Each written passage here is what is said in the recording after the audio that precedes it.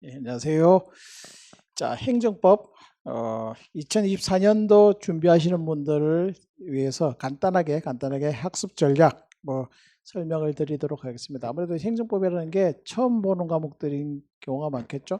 5과목, 일반 행정직 기준으로 했을 때 국어, 영어, 국사, 행정법, 행정학 그렇게 하는데 국어, 영어, 국사는 점수는 잘 나오지는 않지만 어쨌든 우리가 중학교, 고등학교 때부터 봐왔던 과목들이기 때문에 대충 어떤 내용이 출제가 되고 어떤 내용을 공부하는지는 충분히 알 수 있는 상황이지만 범위는 워낙 광범위하기 때문에 점수는 잘 나오지만 대충 어떻게 학습해야 되는 걸 알고 있죠. 그러나 행정법은 처음 보는 과목이다 보니까 법학을 전공한 학생들이 아닌다면은 대부분 다 처음 보는 과목이어서 이걸 어떻게 대비해야 될지 상당히 좀 생소하게 느끼는 경우가 많거든요. 그래서 이제 그걸 어떻게 하면 이제 간략하게 1시간 동안 이게 다 한다고 해서 그 내용이 완전히 완벽하게 다 머릿속에 그려지는 건 아니지만 개략적으로 아마 이건 제가 기본 수업할 때 제일 첫 시간에 오리엔테이션에 하는 건데 그걸 좀 더 요약을 해가지고 여러분한테 간단하게 이제 소개하는 정도. 그러니까 글자가 이제 소개하는 오리엔테이션 강의이기 때문에 적거나 이걸 통해서 완벽하게 모든 걸 다 이해하거나 그렇게 할 필요는 없고요. 좀 편하게 들으시면 되겠다. 그거죠? 간단하게 이제 정리하면 이런 겁니다. 행정법은 행정과 관련되는 법이다 라고 하는 것이겠죠. 그러면 이제 일단 행정이라는 파트하고 법이란 파트로 서로 나눠 볼 수 있는데, 그럼 일단 법이 뭐냐부터 시작하는 거죠. 법은 하나의 기준이죠. 경기 규칙을 먼저 만들어 놓았습니다. 이 기준은 당연히 국민의 대표기관인 의회가 법이라는 기준을 만들죠. 그럼 이제 법조문에 보시면은 요건과 절차, 일정한 요건이 정해져 있고요. 거기에 따른 절차가 있겠죠. 그리고 이 기준은 다른 규범과는 달리 강제력, 구속력이 있는 규범이죠. 그래서 법이라는 것은 기준, 구속력 있는 규범 기준, 그리고 요건과 절차를 규정하고 있죠. 그러면 행정법은 행정과 관련되는 법이니까 행정이 무엇인가 이것부터 보는 거죠. 행정은 법을 집행하는 것이죠. 법을 집행한다. 그러면 이제 행정법을 공부하는 이유는 여러분들이 공무원 되면 평생 하게 될 업무가 행정 업무죠.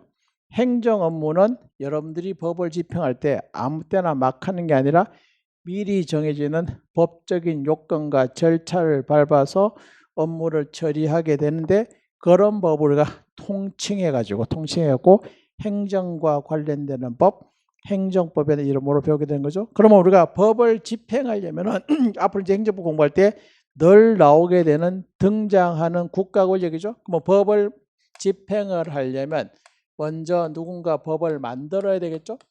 앞집에는 입법작용이 있죠.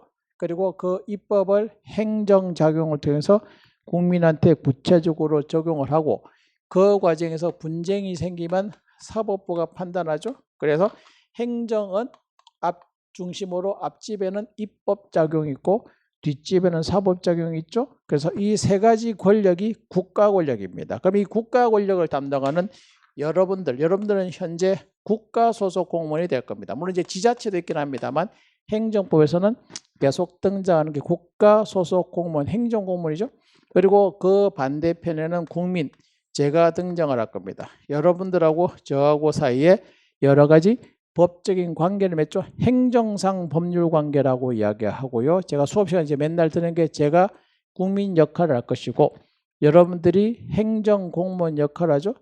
여러분들과 저 사이에 법적인 경기, 행정법 관계 경기를 펼치게 되는데, 그 행정법 경기는 국가공무원 여러분들이 저한테 먼저 선제 공격을 하면서 행정법 경기가 시작이 되는 거죠. 각종의 액션을 취하게 되는데 그걸 행정작용이라고 하고, 이 행정작용은 여러분들이 아무 때나 막 함부로 하는 게 아니라 미리 정해지는 법, 입법이죠. 법에 정해져 있는 기준, 요건과 절차를 밟아서 행정작용을 하면서 행정법 경기가 시작되죠. 얘는 여러 가지 수십 가지 수백 가지 될 수 있지만 가장 대표적인 것 2가지만 들어볼까요? 소득세법이라는 법에 따라 과세 처분을 합니다. 여러분들 세무공무원입니다. 병력법이라는 법에 따라서 입영 명령합니다. 여러분들 병무청 소속 공무원입니다. 식품위생법에 따라서 음식점 영업 허가하게 됩니다. 여러분들 식품위생 담당하는 구청 소속 공무원이 됩니다. 국민기초생활보장법에 따라서 보조금 지역을 결정합니다. 여러분들 사회복지 담당하는 공무원이고요. 동사무소 또는 시청 구청에서 근무하는 공무원이죠. 여러분들이 국민기초생활보장법에 따라서 법 집행작용하게 되죠. 그래서 입법을 행정작용을 통해서 행정작용을 하게 되고 이게 행정법 경기의 출발점이 되겠죠. 그러면 여러분들이 하는 각종의 행정작용의 궁극적인 목적은 뭐냐? 공공의 이익을 실현하기 위한 공익이라는 개념이 등장을 하죠. 그 과정에서 국민들 한 사람 한 사람은 사적인 이익을 실현하기 위한 사익이라는 용어가 등장하죠. 그래서 요 공익이라는 개념과 사익이라는 개념이 서로 조화를 모색하는 게 기본이지만 둘 사이에는 필연적으로 갈등, 분쟁의 요소를 담고 있죠. 국가는 세금을 걷어가려고 하고 공익이죠. 국민들은 세금을 내기 싫어 사익이죠. 국가는 국민들은 군대 가라고 명령을 내려 공익이죠. 국민들은 군대 가기 싫어 사익이죠. 국가는 국민을 보고 허가받고 영업하라고 허가를 요구해. 국민들은 허가 안 받고 자유롭게 영업하고 싶단 말이에요. 그래서 국가하고 국민 사이에 서로 추구하는 공익이라는 명분과 사익이라는 명분이 항상 충돌되기 마련이니까 그 분쟁이 생기고 갈등이 생길 때를 대비해서 뭔가 경기 규칙이 만들어져 있어야 되겠죠. 그래서 각종의 행정법 영역에서 세부적인 법, 기준, 요건과 절차를 만들어 놓고 여러분들이 행정작용을 하고, 그럼 여러분들이 하는 행정작용이 적법하게 이루어졌다. 국민들은 국가 간 적법한 공권력 행사에 복종할 의무가 있고요. 대다수 국민들은 법을 잘 지킵니다. 대다수 공무원 여러분들은 법을 잘 지키죠. 그래서 98%의 국민들이 소득세법에 따라 98%에 있는 행정법 경기에서 공무원 여러분들은 소득세법에 따라 과세 처분을 적법하게 하고 상대방인 국민도 국가 간 적법한 과세 처분을 복종하는 거기 때문에 성실하게 세금을 내죠. 그래서 서로 페어플레이를 하기 때문에 행정법 경기의 98%는 전반전에서 끝나게 되는 것이겠죠. 다만 그 과정에서 분쟁이 생길 수 있죠. 그 분쟁은 어느 한쪽이 룰을 안 지킬 때야. 룰을 안 지키는 것은 누구죠? 국민일 수도 있고 국가일 수도 있죠. 먼저 법을 안 지키는, 룰을 안 지키는 사람이 국민일 때 소득세법에 따라 과세 처분을 적법하게 했다. 대다수 98% 국민들은 세금을 성실하게 잘 납부하는데 그중에 2% 세금 안 내고 개기는 국민들이 있죠. 그럼 국가는 세금을 잘 낸 국민과 세금을 잘 안 낸 국민을 같이 다루면 안 됩니다. 법을 안 지킨 사람한테는 국가가 공권력을 한 번 더 발동을 해야, 그래야 말빨이 맥히는 거죠. 그래서 후속 조치를 취하게 되는데 그 후속 조치가 행정법 경기 후반전의 3편 실효성 확보 수단이라고 이름을 붙인 거죠. 그러면 후속 적용이 되는데, 다만 세금 안 내고 개긴 사람한테는 국가가 공권력을 한 번 더 발동해서 강제로 징수하는 과정이 필요한데 이 후속 작용도 아무 때나 막 하는 게 아니라 미리 정해지는 법적인 요건과 절차를 밟게 되는데 어떤 수단들인가, 요걸 우리가 살펴보게 되는 것이고, 그리고 그 과정에서 분쟁이 생겼을 때 구체적인 재판 과정에서 판사들이 어떤 판단을 내렸는가, 그거를 행정법 제3편 실효성 확보서에서 보게 되는 것이겠죠. 반면 국가가 한 행정작용이 여러분들이 한 행정작용이 늘 잘한다는 보장이 없단 말이야. 여러분들은 잘못할 수 있죠. 그럼 잘못된 행정작용에 대해서 국민들이 반격할 수 있는 기회를 줘야 된다. 이게 행정반작용이라 하면 라임이 살겠지만 그렇게 하진 않고요. 행정부재라는 용어를 쓰고 있죠. 잘못된 위법한 행정작용 때문에 국민의 사익 기본권이 침해되면 잘못된 행정작용을 바로잡을 수 있는 기회를 국민한테 줘야 법치주의가 진정 실현되는 거로 볼 수 있죠. 다만 국민들이 권리를 구제받는 상황도 아무 때나 막 함부로 떼쓰는 게 아니라 정해져 있는 법적인 요건과 절차를 밟게 되는데 어떤 구제 수단들이 있는가, 그리고 그 구제 수단들을 거친 결과 어떻게 판결이 내려졌는가, 이걸 보는 거죠. 그래서 이제 행정법 전체가 총론을 기준으로 했을 때 총 4가지의 큰 파트로 나누어집니다. 1편 행정법 서론이라고 되어 있는데 법치 행정의 원리가 되겠죠. 2편 요거는 이제 행정작용이라고 했고 국가가 국민한테 공권력을 발동하죠. 후속작용은 3편이 되겠죠. 3편 실효성 확보 수단. 요거는 4편 행정구제법이죠. 행정법은 총 4가지의 큰 목차로 나눠져 있다. 일단 요 뼈대만 잡는 거죠. 그리고 이게 입법작용이죠. 행정작용이죠. 다시 한 번 더 행정작용이죠. 4편 사법작용이 되겠죠. 그러니까 행정법은 요 3가지, 그리고 국민이죠. 4명이 항상 등장을 합니다. 판례 하나만 봐도 입법부가 만든 법을 행정부가 집행을 했는데 그 과정에서 문제가 생겼다. 국민들이 사법부 재판 가서 따지게 된 거죠. 그래서 행정법은 결국 요 네 가지의 큰 목차 그리고 국가 그런데 그 중에서 주도권을 가지고 있는 것은 여러분들이 주로 나오죠. 행정부 소속 공무원인 여러분들이 행정작용을 하게 되고 상대방인 국민들이 거기에 대해서 반대 파트너가 되고 둘이서 싸울 때 경기규칙을 만드는 입법부의 입법작용 그리고 그 과정에 생긴 분쟁을 사법부가 재판작용을 통해서 다투게 되는 거죠. 그래서 행정법은 일단 총 이렇게 큰 네 가지의 목차로만 나누어져 있다. 입법작용, 행정작용, 전반전 또 한 번 더 행정작용, 사법작용, 후반전 이렇게 총 네 가지의 큰 목차로 나누어 있다. 요 뼈대죠. 요 나중에 수업을 기본적으로 올리는 수업을 듣게 되면 첫 시간에 또 오리엔테이션 겸 제가 요 작업을 하게 될 겁니다. 근데 일단 오늘 처음에 이제 소개하는 거니까 요 네 명이 등장을 하고 있다. 입법부, 행정부, 사법부 그리고 국민 총 4명의 등장인물이 이런 메커니즘에 따라서 행정법 경기가 펼쳐지게 된다는 그 정도 보시면 돼요. 일단 요거는 기본적인 뼈대가 되는 것이고 그리고 이제 학습 전략이라고 하는 것은 이거는 이제 저뿐만 아니라 대부분의 학원에 강의하시는 분들이 이야기를 하게 되는데 수험 전략이라고 되어 있죠. 그래서 행정법은 총 4가지의 큰 테마들 수험 전략이죠. 일단 첫 번째는 판례가 나옵니다. 판례에 집중하라. 그럼 판례라는 것은 재판의 결론이죠. 그럼 재판의 결론이라는 것은 뭐야? 분쟁이 생긴 거죠. 그럼 행정법에 생기는 분쟁의 대부분은 뭐야? 국가 공무원 여러분들과 행정부 소속 공무원입니다. 국민 사이에 분쟁이 생긴 것이니까 분쟁에 대한 재판이죠. 그러면 행정법에서 재판을 청구하는 사람은 국가일까 국민일까? 공무원 여러분들이 국민한테 불만 있을 때는 뭐 하면 돼?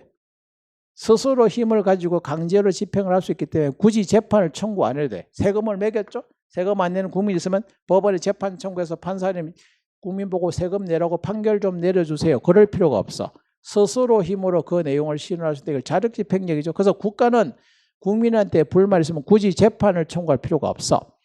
반면 상대적으로 약자인 국민은 국가 간 행정작용에 대해서 불만을 가지고 재판을 청구하죠. 그럼 재판을 청구하게 되면 재판 청구를 할 때 국민들의 주장의 핵심 조치는 이 행정작용이 위법하니까 저의 청구를 좀 받아주세요 라고 하는 게 국민의 기본적인 주장.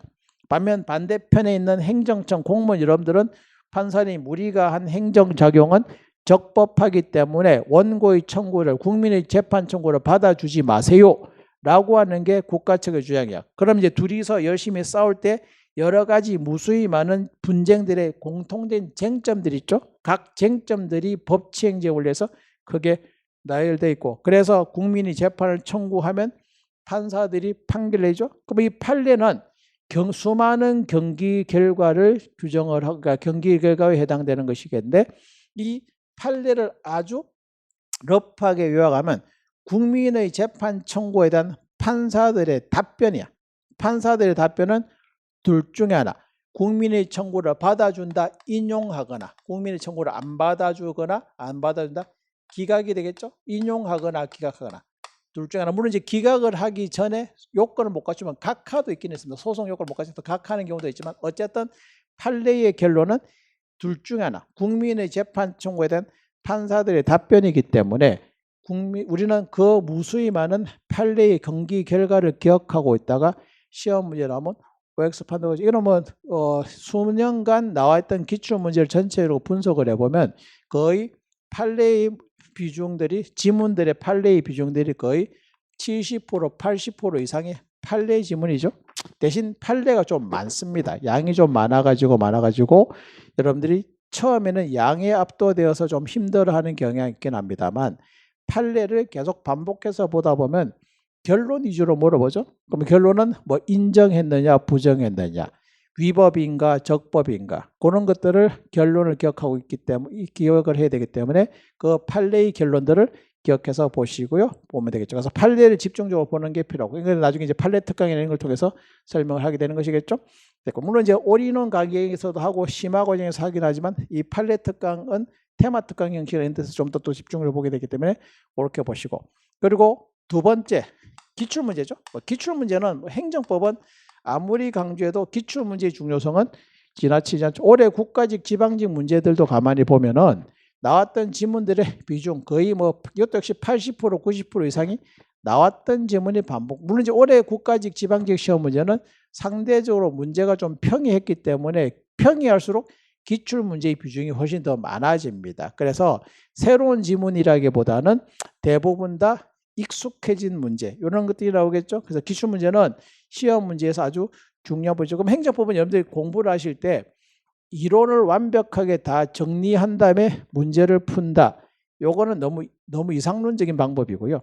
기본 이론에서는 한 뭐 50% 정도까지만 숙지하고 나면은 나중에 문제를 풀면서 나머지 60% 이상 만점까지 100%까지 게이지를 채워나가는 과정이 필요한 것이겠죠. 그래서 문제풀이는 어느 시점 이후부터는 계속 반복해서 보는 게 필요하겠다. 그러니까 이론을 너무 매이지 마시고, 그래서 이론 너무 매이지 말고 기출 문제는 어느 정도 반복해서 풀다 보면은 문제 자체가 익숙해지는 경우, 물론 이제 한 판례라더라도 결론을 살짝 말을 바꿔갖고 인정한 걸로 나오기도 하고 부정한 걸로 나오기는 하지만 그런 부분은 조금만 우리가 익숙해져 버리면은 뭐 크게 어렵진 않은 거죠. 그래서 판례하고 기출 문제는 계속 반복해서 보는 것이겠죠. 그리고 이제 세 번째 이거는 법조문이죠. 법조문은 이게 사실은 법조문 우리가 암기라고 생각을 하는데 이해하면 되는 조항이 훨씬 더 많고요. 대신 이 법조문은 고수 수험생들이 마지막까지 커버를 해야 되는 영역들이 되겠죠. 그래서 판례는 사실은 처음에는 힘들어. 양이 많기 때문에 사실관계도 잘 파악이 안 돼. 그런데 가면 갈수록 쉬워지는 게 판례입니다. 왜냐하면 딱 보는 순간 경기 결과가 우리가 뭔지를 빨리 연상할 수 있기 때문에 판례는 갈수록 쉬워지는데 법령 조문은 고수 수험생들이 마지막까지 힘들어하는 겁니다. 왜냐하면 숫자들을 외워야 되는 게 많죠. 숫자들을 외워야 되는데 그 숫자들은 그때그때 볼 때는 알겠지만 나중에 시험 치기 직전에 보지 않으면 헷갈릴 수 있는 거죠. 그래서 이 법조문은 고수 수험생들이 마지막까지 커버를 하기 힘들어하는 파트가 되겠죠. 그래서 이 법조문, 그래서 이게 판례, 기출문제, 법조문 요 세 가지 파트가 수험행정법으로 필요한 것이고요. 다만 이제 제가 마지막에 이야기한 것은 이게 최근에 이제 학원의 강사분들이 교재를 내는 거 학습 커리큘럼 있는 거 뭐 커리큘럼은 다양하게 있습니다. 뭐 저도 이제 강의를 하기 때문에 커리큘럼 자체는 여러 가지를 다양한 커리큘럼을 하고 있지만 문제는 그 커리큘럼마다 교재가 다 달라. 교재가 다 다르단 말은 뭐야? 기본 교재. 근데 기본 교재가 양이 적지도 않아. 막 이 두 권으로 되어 있는 게 기본이죠. 그러다 보니까 막 페이지로 치면 한 300~400페이지가 기본이고요. 많이 나가는 건 뭐 부록까지 치고 법령지까지 치면 1500페이지를 훌쩍 넘는 게 대부분이죠. 근데 그걸 기본 교재로서 열심히 설명을 듣고 난 다음에 그 다음 단계에서는 뭐야? 심화 단계 때는 또 뭐 요약집이라고 해가지고 명칭은 다양하게 붙어 있습니다만 뭐 요약집으로 대표되는 근데 요약집이라는 것도 분량이 적은 분량이 아니야. 막 700페이지, 800페이지가 되는 것이겠죠. 그리고 또 나중에는 또 뭐야? 나중에는 또 그거 말고 핵심 요점 정리집, 요약집과 요점 정리집 차이가 뭔지를 모르겠지만 그런 교재. 그러니까 요즘은 여러 가지 교재가 너무 다양하게 많아. 뭐 좋게 말하면 다양한 그 학습 그 수요에 대응하기 위한 거라고 하지만 막상 보면 너무 많은 것들이 산만하게 많이 분산되고죠. 근데 저는 이거 단권화죠. 그럼 단권화란 말은 뭐냐? 책 한 권 가지고 다 할 수 있죠. 그러니까 우리 교재는 기본 이론 수업할 때 교재를 가지고 봅니다. 그리고 심화 때도 요 교재를 한 번 더 봅니다. 법령 특강이나 할 때도 더 봅니다. 기출문제 풀이할 때도 저는 이거 기본 교재를 아마 이건 여러분들 제 수업 들었던 선배 수험생들한테 물어보면 문제 풀이할 때 기본 교재를 가지고 와가지고 그대로 책을 계속 확인시켜주는 강의는 아마 저밖에 없을 거다. 뭐 다른 강의를 제가 다 전수를 안 들어봤기 때문에 어떻게 하시는지 잘 모르겠지만 적어도 수업 시간에 문제 풀이할 때까지 기본 교재를 옆에 지참하고 같이 병행해서 강의하는 강의는 제가 들어본 적이 없는 것 같죠. 그래서 단권화. 그리고 강의 노트도 별도로 필요 없습니다. 제가 필기를 아예 안 하지는 않지만 필기를 할 때 연습장 가져와가지고 적어두고 아래 위에 책 편집도 제가 상당히 좀 여유 있게 했거든요. 물론 이제 판례가 촘촘하게 많은 부분도 있긴 하지만 그러나 전체적으로 편집은 좀 여유 있게 했기 때문에 아래 위에 옆에 여백에다가 그 강의 노트처럼 활용하는 거죠. 그러니까 이제 우리 책은 뭡니까? 기본 이론서이면서 심화 과제에서도 되는 것이고, 그리고 문제 풀이할 때도 기본 교재를 가지고 보고, 강의 노트도 따로 필요 없습니다. 강의 노트도 빠르고 한 권으로 다 설명을 하게 된 거죠. 그리고 막판 요약도, 그러니까 요점 요약집도 기능을 하고 있기 때문에 요 5가지를 책 한 권 안에 다 볼 수 있는 거죠. 그래서 여러분들 이제 이게 7월 달부터 기본 수업을 하시게 되면은 기본반 수업 들을 때 한번 밑그림을 그리고, 심화 때는 같은 교재를 가지고 뭐 테마 특강 심할 때는 그 같은 교재를 다시 한 번 더 반복해서 보시고, 그리고 수업하면서 필요한 필기하는 부분, 제가 필기를 아예 안 하지는 않습니다만 필기를 할 때는 책의 아래 위에 옆에 벽에다 그걸 적어 가지고 강의 노트 기능도 하고, 또 다른 책에 비해서 제가 요약한 박스죠. 박스를 정리한 거죠. 박스로 정리한 파트가 다른 책에 비해서 훨씬 더 많습니다. 그리고 이 박스는 저보다 잘 만든 사람을 제가 본 적이 없는 거죠. 박스는 제가 장인 정신으로 만든다고 했죠. 여러분 수업을 듣게 되면 여러분들이 계속 반복해서 듣게 될 내용들이죠. 그래서 박스를 만들어서 제가 좌우로 대칭되게 한 거. 그러면 우리 책은 박스마다 다 뭐입니까? 박스마다 등급이 다 매겨져 있죠. 그러면 그건 A급, 특A급, A급이면 이거는 출제 비중이 아주 높은 중요한 박스니까 그것만 쭉 모아 놓으면 그게 요약 정리집이 되는 것이 되겠죠. 그러니까 따로 노트 정리를 할 필요가 없고요. 따로 강의 노트가 필요 없고요. 따로 요약집이 필요 없고요. 기본 교재를 가지고 계속 반복해서 숙지해서 보는 것이겠죠. 그리고 이것들을 여러분들이 보시기 좋게 문제풀이 할 때 또 계속 반복해서 보시고, 또 책에 여러 가지 특장점들이 많이 있거든요. 그건 이제 나중에 이제 오리엔테이션, 이제 아마 올인원 시작을 할 때 오리엔테이션 하면 제가 설명을 드리도록 하긴 하겠습니다만, 요 네 가지를 기본적으로 이제 교재의 특징이면서 책에서 제가 이제 수업을 어떻게 진행할 건지에 대한 큰 소개죠. 학습 전략으로 설명이 되니까 요 네 가지를 잘, 요거는 교재에 보시면은 또 교재에 간단하게 나와 있기는 있습니다만 그렇게 정리할 것이고요. 그리고 이제 우리가 보통 커리큘럼이죠. 커리큘럼은 간단하게 하면 일단 올인원이죠. 가장 기본 수업에 해당되는 것이, 기본 수업에 해당되는 게 올인원이죠.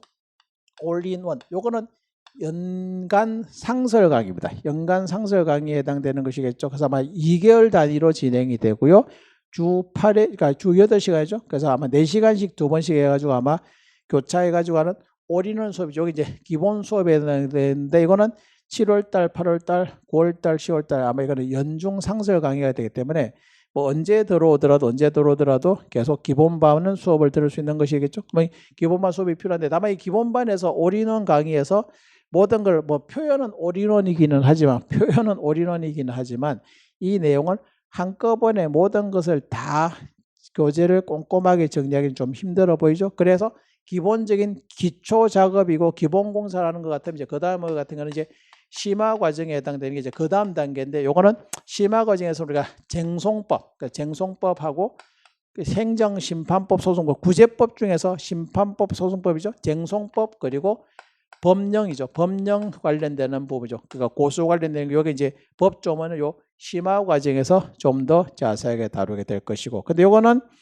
늘 상설 강의가 아니라 엇박자로 될 겁니다. 그래서 파트별 연중 강의가 되겠는데 이렇게 되고, 그다음에 이제 세 번째가 그럼 각종 이제 테마 강의가 됐죠. 테마 강의는 이제 그 중에서 특히 중요한 판례 중에서 심화 판례가 되겠죠. 심화 판례, 그리고 그리고 악수 행정법에서 난이가 있는 심화 판례와 심화 이론이죠. 심화 판례와 플러스 심화 이론 관련되는 거죠. 요거는 그때 이제 파트별로 이루어지게 되는데, 여러분들 이제 7월달 수업 들으시는 분들은 아마 올인원 요거는 연중상설이죠. 연중상설이기 때문에 언제든지 들으시면 됩니다. 2개월 단위로 되긴 하지만 요 심화 강의는 9월달, 10월달에 제가 심화 강의로 진행을 할 것이고요. 그리고 이 심화 판례나 심화 이론 요것은 또 그 중에서 좀 더 핵심적이고 중요한 내용들인데, 요거는 내년 아마 1월달, 2월달 좀 되게 할 겁니다. 1월달, 2월달 좀 진행할 거니까. 그럼 여러분들 9월달에,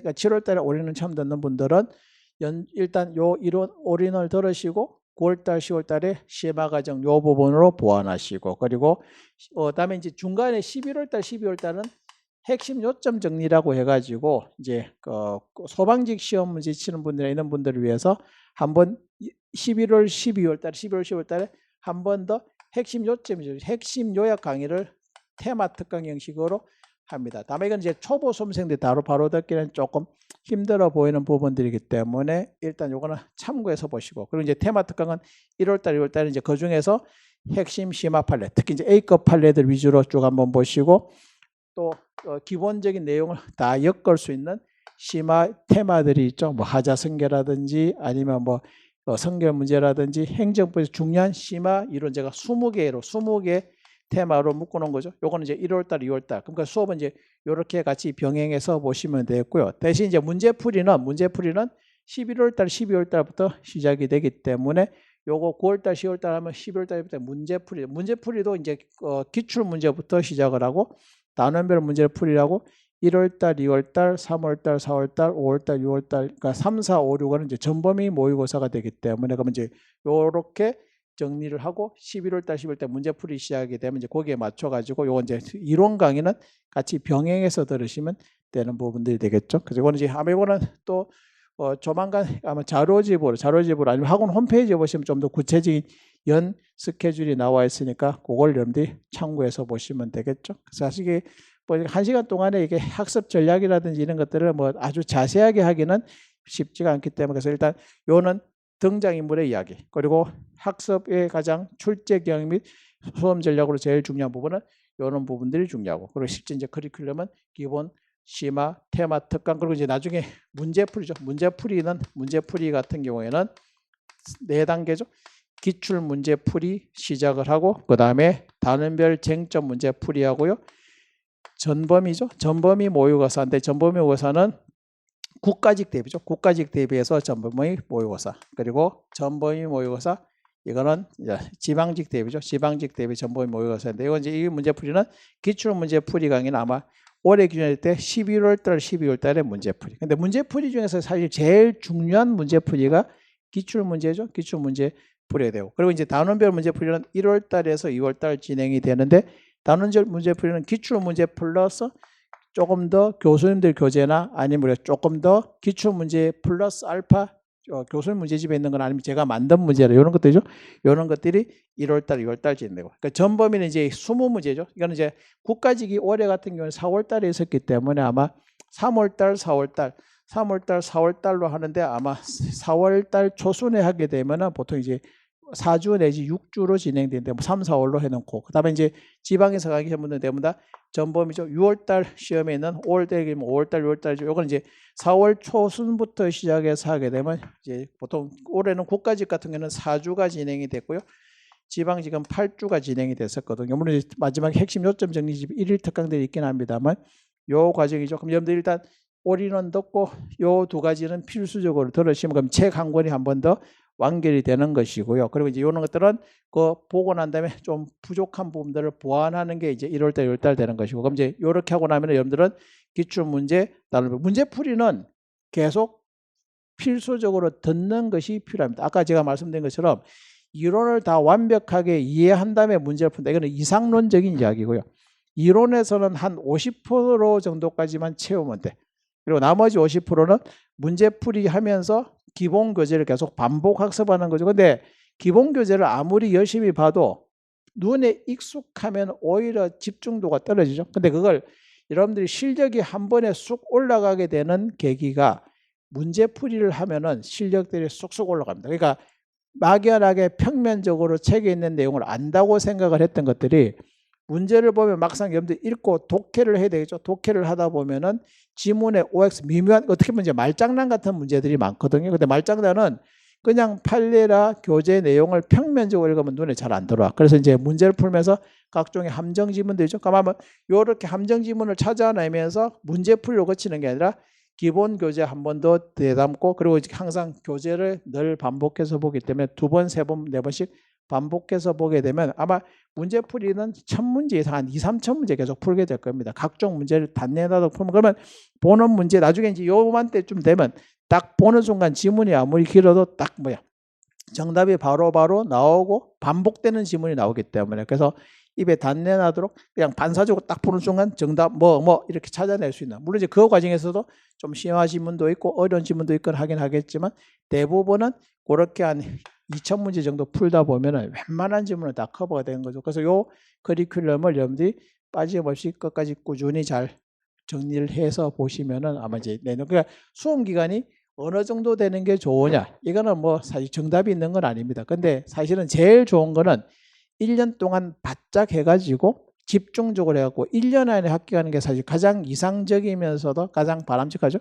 수업 기간이 길어진다고 해서 합격할 확률이 높아진다면 한 2, 3년 정도 잡아놓고 하면 되지만 생각보다 수험 기간이 길수록 합격할 확률이 높아진다고 단정할 수는 없는 것이겠죠. 그래서 여러분들이 한번 마음 먹고 딱 했을 때 1년 안에 대신 이제 그 전제는 1년 동안 각종 커리큘럼이라든지 여러분들이 사생활 다 접어버려야 돼. 사생활 다 챙길 거 다 챙기고 해서 내가 그리고 집중적으로 올인원 해가지고 집중적으로 하면 1년 안에 합격하는 게 가장 좋은 거죠. 그래서 그 1년치 커리큘럼 이렇게 이제 진행이 되고 있으니까 그래서 요거는 이제 이런 내용들은 뭐 수업을 들으시면서 제가 수시로 계속 반복하는 것이기 때문에 사실 뭐 이건 지금은 여러분들이 학습 전략이라고 해도 크게 뭐 이걸 와닿지는 않겠지만 대충 이제 이런 식으로 학습에 필요한 부분들이 있다는 것이고 결국 이제 이런 커리큘럼 여러분들이 진행하면서 수시로 반복해서 학습을 하다 보면은 그러니까 1년 동안 열심히 하시면 1년 안에 합격하는 거 이게 가장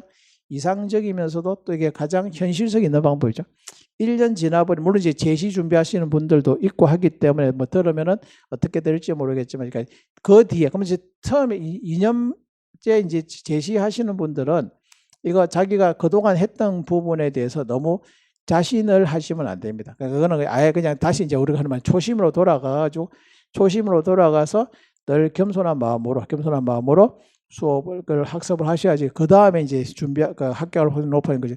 내가 한 1년 정도 했으니까 조금 안다라고 해서 교만한 마음을 가지는 순간 그게 반복되죠. 그러니까 원래 이제 두 번째, 세 번째 반복되는 게 이게 시행착오를 겪고 그걸 극복하는 게 아니라 그것을 강화시키는 경우가 또 곧잘 많아지고 있거든요. 그래서 여러분들이 공부를 하실 때는 그러니까 1년 동안 여러분들 내년 1년 동안은 그 이후의 시험은 없습니다. 그 이후의 시험은 없고요.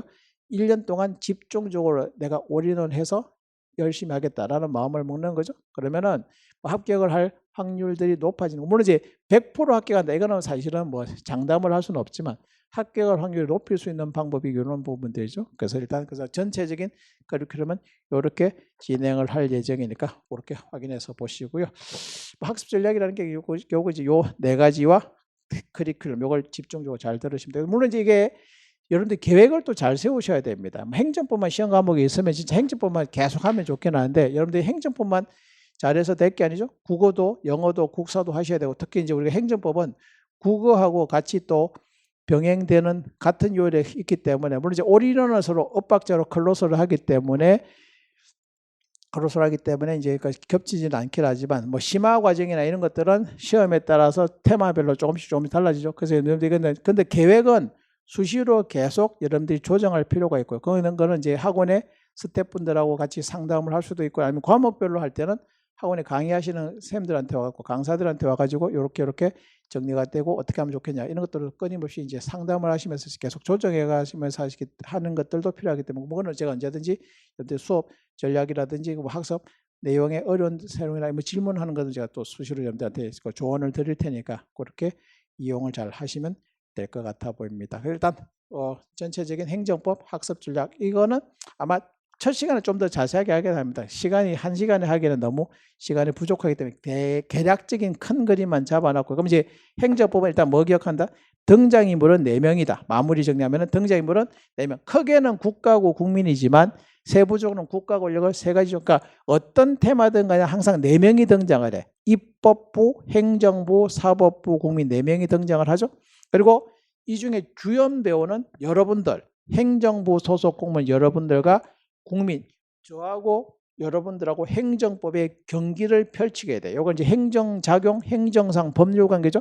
근데 행정법 경기는 국가공무원 여러분들한테 먼저 선제 공격을 하면서 행정법 경기가 시작이 되는 거죠. 그래서 그 행정작용을 받은 내가 거기에 대해서 받아들이거나 반격하거나 또 내가 제대로 안 했을 때 국가가 후속 조치를 한 번 더 하느냐. 요게 3편 실효성 확보수단 4편 행정구제법이 되겠죠. 그래서 요 4가지의 큰 목차를 그러니까 아마 교재를 아마 이제 구입해서 보시면은 총 4가지의 목차가 있을 것이고 그리고 4가지 목차지만 여기 1편에서도 사실 1, 2, 3, 4편이 다 등장하고 2편에서도 1, 2, 3, 4편이 다 등장하고 3편에서도 그렇고 4편에서도 그렇단 말이죠. 그래서 그렇기 때문에 그는 메커니즘을 한눈에 볼 수 있는 그림이죠. 요 그림을 보시고 이제 들어가서 보시면 좀 더 세부적이고 내용들이 있긴 합니다만 그 부분. 그리고 다시 판례. 판례는 국민의 재판 청구에 대한 판사들의 답변이죠. 판사들의 답변은 둘 중에 하나. 국민의 청구를 받아준 것 안 받은 것. 그래서 제가 수업 시간에 이제 비유를 들죠. 국가편, 국민편 이렇게 이야기를 한 거죠. 그렇게 이제 정리하는 과정이 필요한 것이고, 그리고 기출 문제 반복은 요 과정을 통해서 열심히 보게 될 것이고, 법조문은 여기에서 심화 판례나 법령 파트에서 좀 더 자세하게 보게 될 것이고, 그리고 이 모든 것이 뭐 이 책 저 책 이것저것 다 하는 거, 커리큘럼은 다양하게 있겠지만 어느 커리큘럼이든 간에 저는 교재는 한 권으로 계속 반복해서 보게 될 겁니다. 뭐 책을 다시 구입한다거나 뭐 다시 교재가 따로 필요하거나 그럴 필요 없이 한 권의 책으로 다 할 수 있죠. 제가 왜 한 권의 책을 다 할 수 있는지는 수업 시간에 계속 강조를 하게 될 것이고, 또 실제 이제 많은 학생들이 그동안에 이제 노량진에 유명한 분들의 강의들도 많이 있단 말이죠. 근데 이게 이것저것 하니까 상당히 이제 가면가 처음에는 이런저런 여러 가지 커리큘럼이 다양한 게 좋아하고 교재가 많으면 마음은 편해 보이지만 공부를 하고 이제 어느 정도 고수 수험생들이 되면 이런 것들이 나중에는 상당히 산만해지고 오히려 독이 될 수도 있죠. 그래서 나중에 가면 갈수록 분량이 줄어드는 강의가 되고 분량이 줄어드는 학습이 되는데, 갈수록 분량이 많아지거나 정리가 안 되는 교재나 강의들도 많이 있거든요. 그래서 그건 제가 상당히 많이 비판하기 때문에, 그래서 한마디로 욕하면 제 교재, 제 수업의 핵심은 요 한 권으로 다 할 수 있다는 거예요. 한 권을 기본 심화, 문풀, 강의 노트, 요약집, 박스 이런 것들이 다 한 권으로 요약되어 있기 때문에 책 한 권 딱 사면 내년에 시험 쳐서 합격하실 때까지 요 책 가지고 계속 반복적으로 하는, 이제 제 나름대로 커리큘럼이죠.